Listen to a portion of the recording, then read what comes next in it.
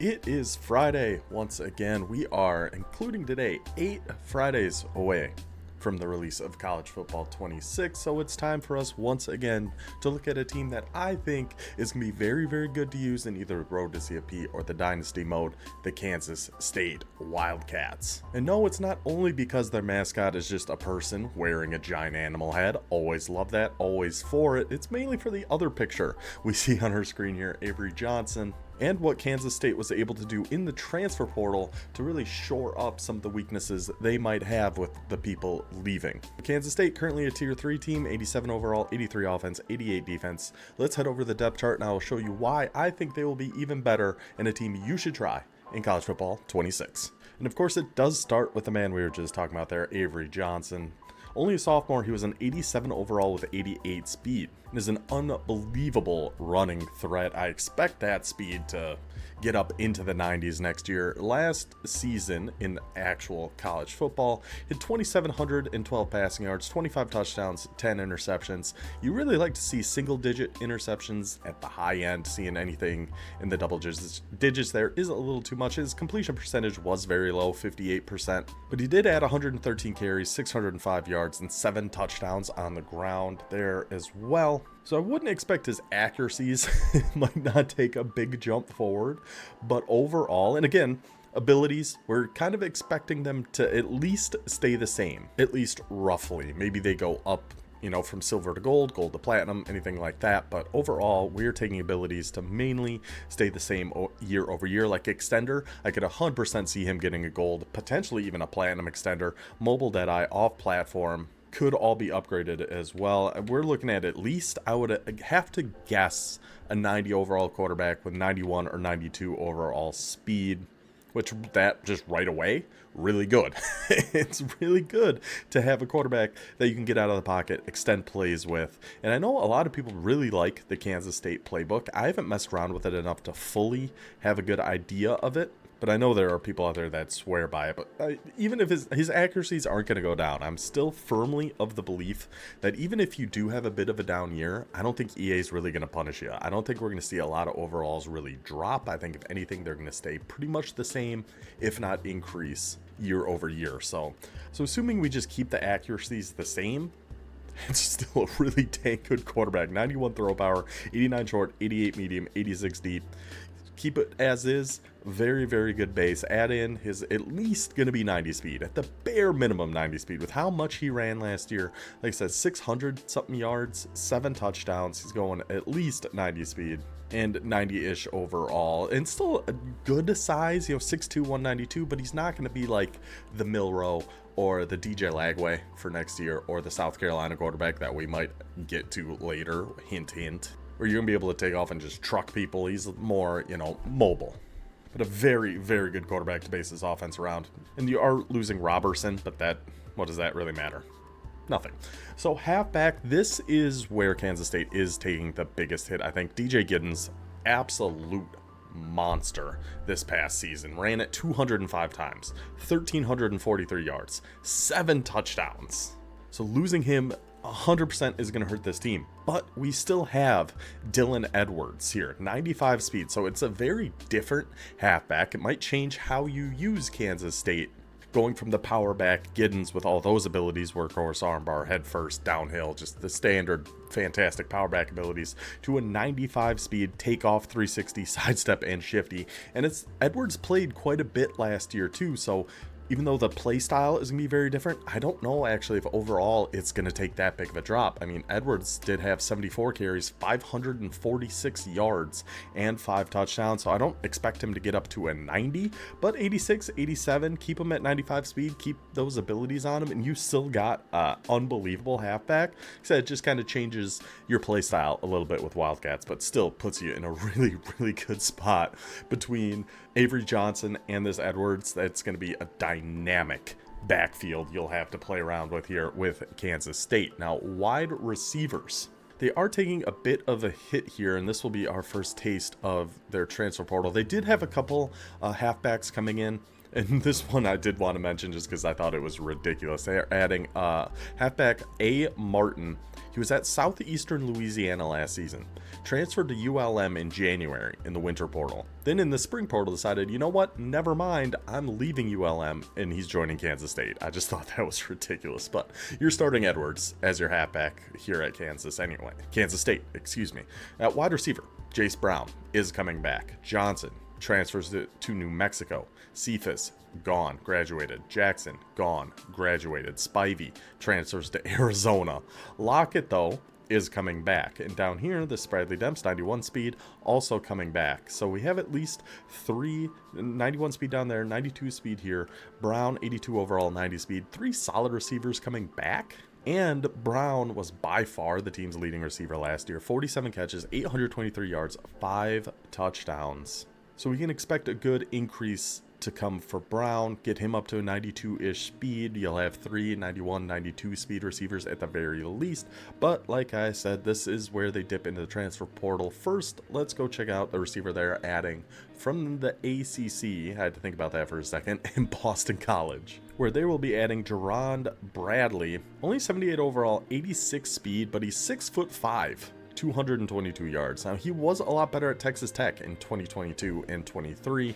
He had 51 catches, 750 yards, 36 catches, 450 yards. Last year, only played in 9 games, only caught 6 balls, so I'm not expecting a big upgrade on Bradley here, but having a good physical receiver like this who's 6'5", yeah, he is a deep threat archetype for whatever reason, even though he's 86 speed and has layout and double dip, whatever.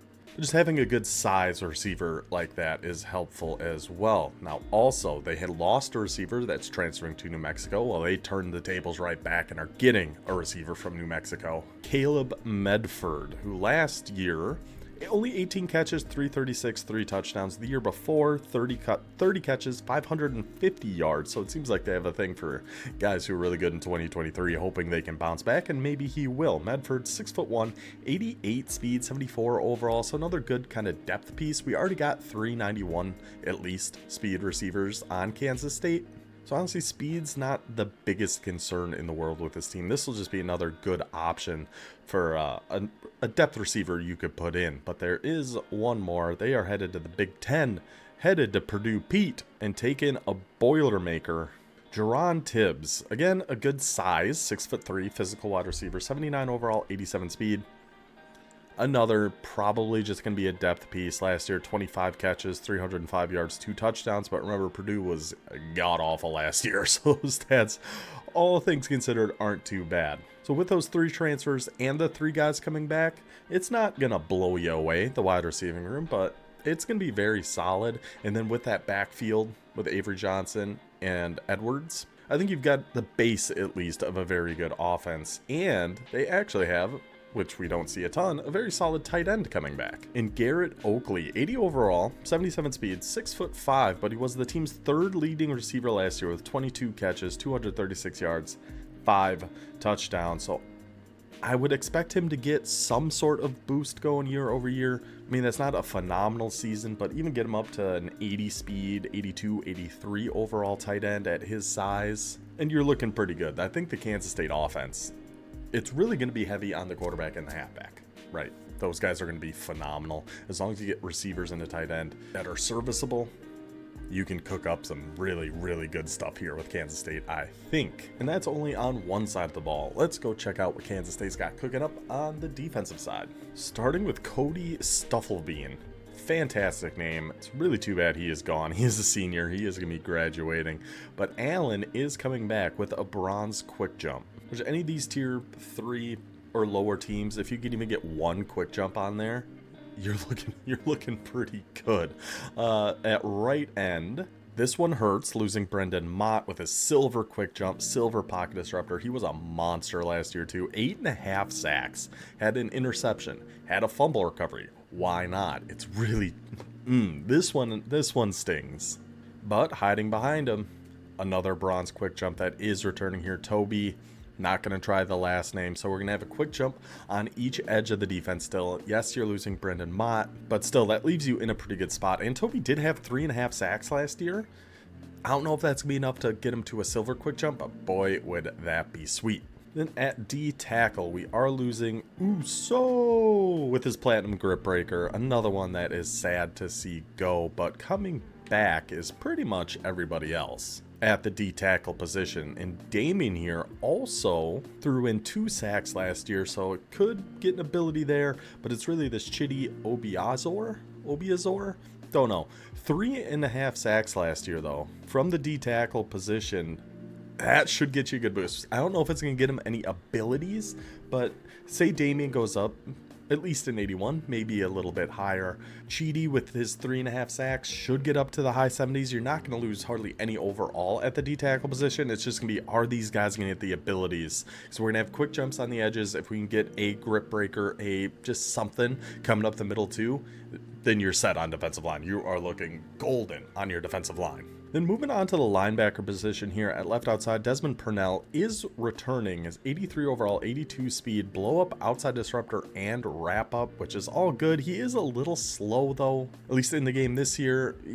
He's got to get up to 85, 86 for me personally to put him in as like a sub linebacker or anything, but even just having those abilities is very helpful. Maybe you move one of your quick jump guys to a D tackle, you put him on the edge as kind of a run stopping defensive end. You're looking pretty good. Newsome is coming back. Speaking of guys coming back with speed, 86 speed. That's good enough. That can be a sub linebacker for us at 6'3", 228 bouncer.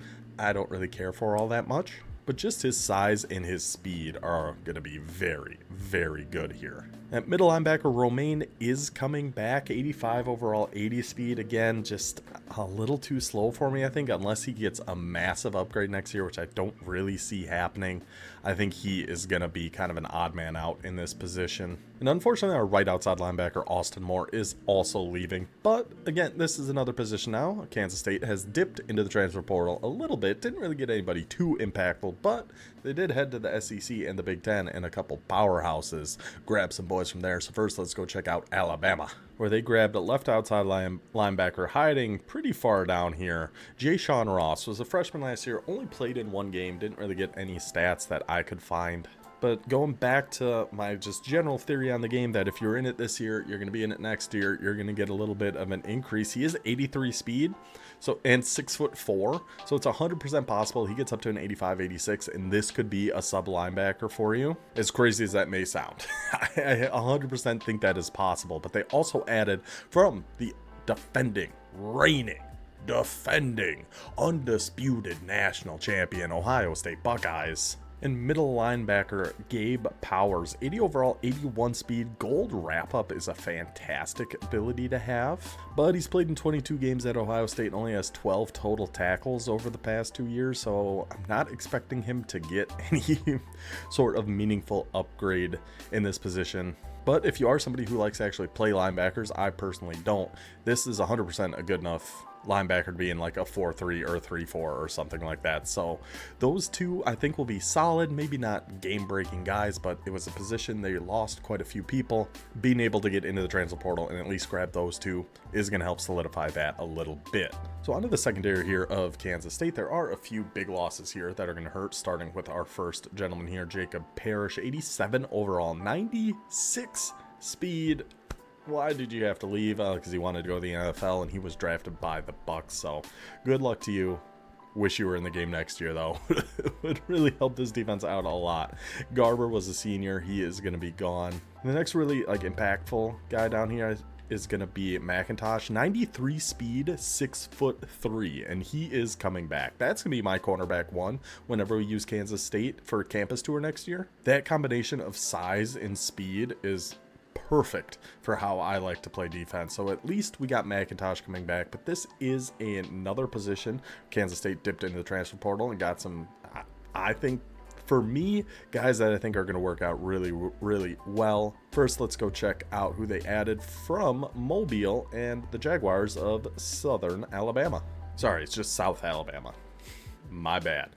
But Amarian Fortenberry, 76 overall, 92 speed. So we're losing that 96 speed, but we're bringing back the 93 speed, and we have a 92 speed transferring in. He is only 5'11", so I don't love that. But he did have 45 tackles last year, 2 interceptions, 7 passes defended. He is at South. I keep calling him Southern Alabama. He is at South Alabama though, so Are they really paying attention to guys from here?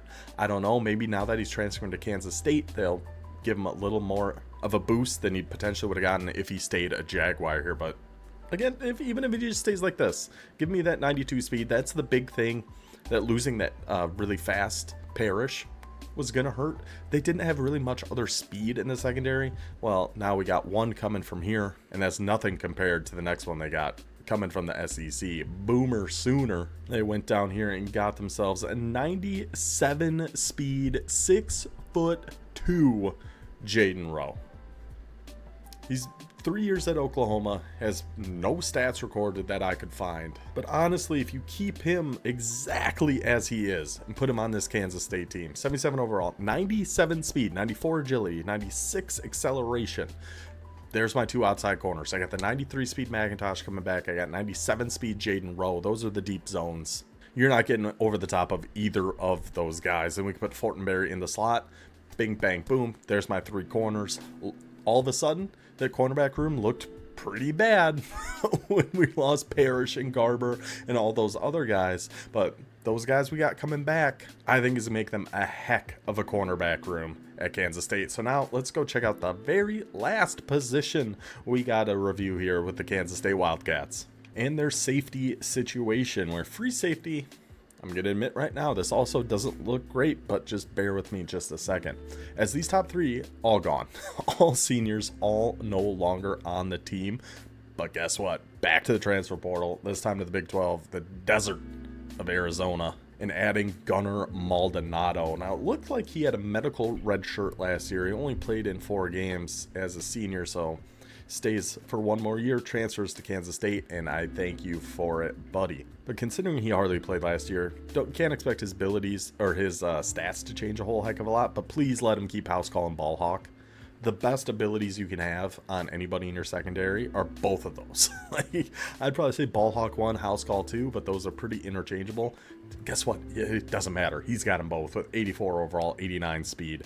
Absolutely love this guy as long as he keeps those abilities. So free safety, Gunnar Maldonado is going to be your guy. Strong safety, we don't have to worry about anybody leaving there. Kansas State has 6'3" VJ Payne, 89 speed, silver ball hawk, will be returning. He's second on the team with 2 interceptions last year, 4 passes defended, 2 forced fumbles.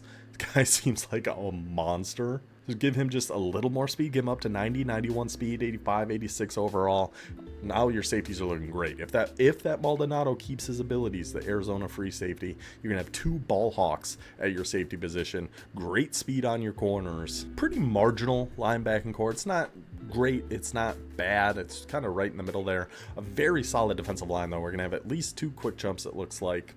Potentially some increases on our defensive tackles. Get us a grip breaker in there. And this Kansas State defense is looking pretty nasty heading into college football 26. Then on the offensive side, it all comes down to that backfield. Avery Johnson and Edwards are going to be an unbelievable 1-2 punch. Be able to dictate kind of the pace of the game between those two, and a fantastic defense like this. So I do think overall Kansas State is going to see a bit of an increase in overall next year. Maybe not a ton, but not just by going by overall. I think just looking at the team and how I would use them and how I would play with them, I think they're going to be much better this year. They're good this year. I think giving that Avery Johnson another year to really step his game up again, I think is going to make them an unbelievable team, and one you should try in college football 26. So hope you guys enjoyed this one. I will see you next time. Until then, take it easy.